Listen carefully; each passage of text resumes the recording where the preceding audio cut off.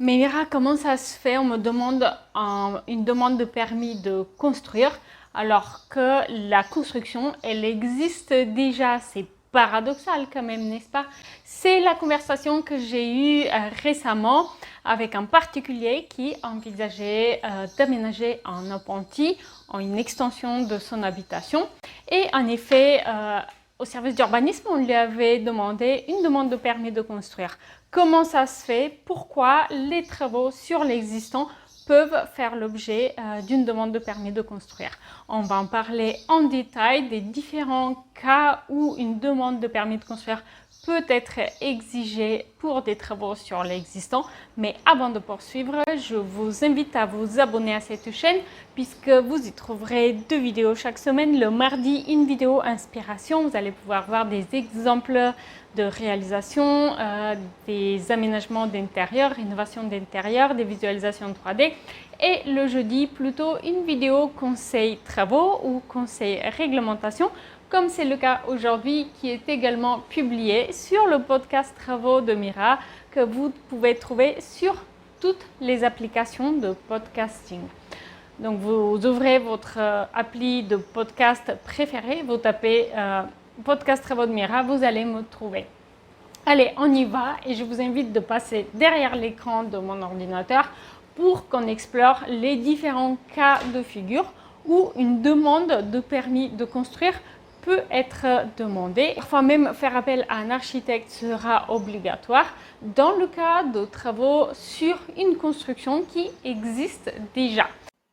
Ok, on va voir maintenant dans quel cas il faut déposer une demande de permis de construire alors même qu'il s'agit d'une construction existante. Quand, pourquoi, pour quels travaux, quelles pièces. Alors laissez-moi agrandir cette présentation parce que je sais que les images à côté vont vous distraire et on va passer à la suite. N'hésitez pas à éteindre votre téléphone portable ou à mettre en silencieux au moins pour rester concentré pour cette présentation parce que si vous êtes comme moi, eh bien les notifications vraiment ça me fait marcher à chaque fois je vais voir ce que c'est et du coup quand j'essaie de faire 2 choses à la fois ça marche jamais. Donc pourquoi un permis de construire lorsque la construction existe déjà? Ça m'a beaucoup fait rire parce que récemment, quand j'ai discuté donc avec ces personnes qui trouvaient ça paradoxal, j'ai trouvé que j'avais jamais réalisé que en réalité, quand on dit permis de construire, on dit bien de construire et donc on pense tout de suite à une construction qui n'existe pas. Et pourtant, cette autorisation est nécessaire pour des constructions existantes. Et il est vrai que quand on ne connaît pas, ça peut être étonnant. J'avais pas réalisé jusqu'à là. Donc, dans quel cas faut-il une demande de permis de construire? Tout d'abord, lorsqu'il y a une création de surface. Et lorsqu'il y a une création de surface, en effet, on peut parler en quelque sorte, d'une construction. Donc, on va avoir une création de surface de plancher lorsque, par exemple, vous allez construire un plancher, créer une mezzanine, rehausser une toiture, ça va aussi augmenter la surface dans de nombreux cas. Et donc, il va y avoir un seuil de nombre de mètres carrés en dessous duquel c'est une déclaration préalable et au-dessus duquel c'est une demande de permis de construire qu'il faut demander. Et lorsque vous êtes dans une commune qui a un plan local d'urbanisme, cette limite de surface va être de 40 mètres carrés de surface de plancher. Et si vous êtes dans une des rares communes en France qui n'a pas de plan local d'urbanisme, de PLU, alors le seuil de surface va être de 20 mètres carrés seulement.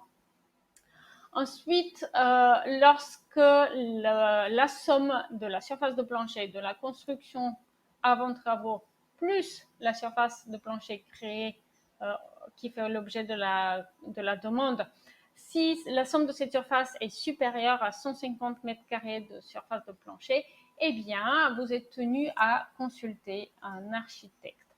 Et donc, exemple concret, je veux aménager un appentis et le transformer en cuisine, en rez-de-chaussée et chambre au-dessus en les reliant à la maison principale. C'est notamment la conversation que j'ai eue récemment.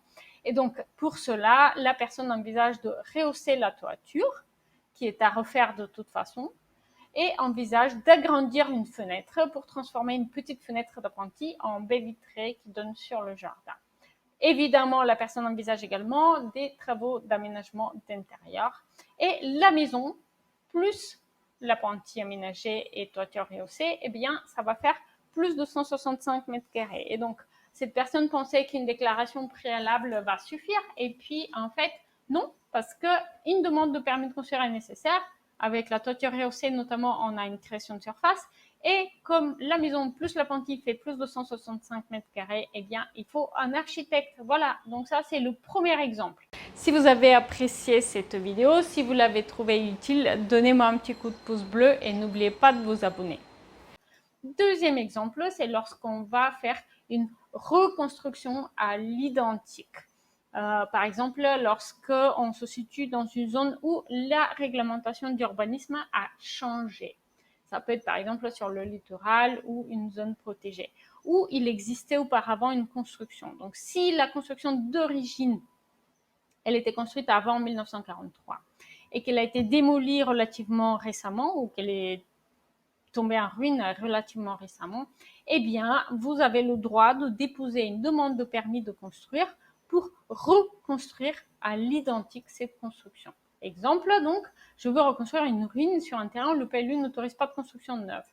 Et donc là, vous avez le droit de déposer une demande de permis de construire uniquement pour reconstruire à l'identique. Et ce, même lorsque la construction d'origine était très petite et que c'était en fait un cabanon. Et donc, je sais que vous êtes nombreux à envisager, à tricher un peu beaucoup passionnément. Alors, méfiez-vous, il n'y a pas le droit de tricher. Et une fois vos travaux réalisés, eh bien, vous allez sans doute faire l'objet d'un contrôle. Et donc, vous n'avez pas envie d'être dans ce cas-là où vous avez triché un peu beaucoup passionnément et vous êtes capté. D'accord? Donc, si vous allez envisager ce type de projet, ne trichez pas. Même si la construction est trop petite, même si le plafond est trop bas, eh bien, c'est ce que c'est. Vous avez déjà de la chance de pouvoir construire à cet emplacement. Troisième cas, changement de destination. Donc là, pareil, la construction, elle existe. Et donc, vous n'allez pas construire, vous allez simplement changer la destination. Eh bien, pourtant, dans certains cas, il faudra une demande de permis de construire. Lorsque, par exemple, on va transformer un bâtiment agricole en habitation ou en commerce en habitation. Donc, théoriquement, lorsqu'on fait uniquement le changement de destination, une déclaration préalable suffit. Dans la pratique, 9 cas sur 10, une demande de permis de construire va être nécessaire et vous allez voir dans les exemples concrets pourquoi. On a l'exemple où on veut transformer une grange en habitation. Donc, une grange, c'est un bâtiment à destination agricole et vous souhaitez en faire une habitation. Donc, il y a un changement de destination. Donc là, déjà, il faut vérifier si le PLU l'autorise, si le plan local d'urbanisme autorise de transformer donc un bâtiment agricole en bâtiment d'habitation sur ce terrain. Ensuite, il faudra vérifier l'assainissement. Donc, est-ce que vous pouvez vous raccorder à l'assainissement collectif et sinon, comment vous allez gérer l'assainissement sur votre terrain. Et pour terminer, vous allez dans tous les cas, en fait, quasiment, avoir des travaux soit sur la façade, soit sur la structure porteuse, soit les deux. Parce que vous allez avoir, par exemple, certaines ouvertures trop petites que vous allez vouloir agrandir, d'autres trop grandes que vous allez vouloir rétrécir. Enfin bref, une grange, ça n'a pas du tout la même morphologie qu'un bâtiment d'habitation. Donc forcément, vous avez des travaux sur la façade de la structure porteuse. Et donc, il faut une demande de permis de construire. Autre exemple, je veux transformer un commerce en appartement. Dans ce cas-là aussi, vous avez un changement de destination. Et dans ce cas-là aussi, ce n'est pas forcément toujours possible. Vous allez me dire, mais comment ça en ville, on a toujours le droit d'habiter? Oui, on a le droit d'habiter en ville, mais dans certaines rues, dans certaines zones, les rez-de-chaussée peuvent être réservés exclusivement à des usages autres que l'habitation, donc commerce, bureau, etc. Donc, c'est à vérifier. Et une fois de plus, si le changement de destination n'exige que une déclaration préalable, eh bien, vous allez avoir des travaux sur façade et dans de nombreux cas, vous allez aussi avoir une création de surface puisque c'est aussi l'opportunité de créer une mezzanine. En rez-de-chaussée, on a souvent des plafonds très très hauts. Et donc, très souvent, eh bien, il faut déposer une demande de permis de construire. Ne partez pas sans avoir récupéré votre copie de la checklist rénovation. La clarté d'esprit de toutes les étapes de votre projet sur une page. C'est vraiment un document qui a été apprécié par plusieurs milliers de personnes et donc n'hésitez pas à récupérer votre copie, c'est entièrement gratuit. Et en plus, maintenant la checklist elle est accompagnée d'une vidéo explicative qui vous aide à en tirer le maximum plutôt que simplement de la garder dans le dossier des téléchargements de votre ordinateur. Ne partez pas sans avoir récupéré votre copie de la checklist rénovation. La checklist rénovation est offerte sur mon site web. N'hésitez pas à récupérer votre copie. Elle a déjà servi à plusieurs milliers de personnes. Elle a fait ses preuves. Elle est aussi accompagnée d'une vidéo qui va vous expliquer comment en tirer le maximum. Merci pour ces quelques minutes que vous venez de passer avec moi. N'hésitez pas à partager la vidéo sur les réseaux sociaux si vous connaissez quelqu'un qui peut la trouver utile également. Merci, à très vite en ligne. Salut!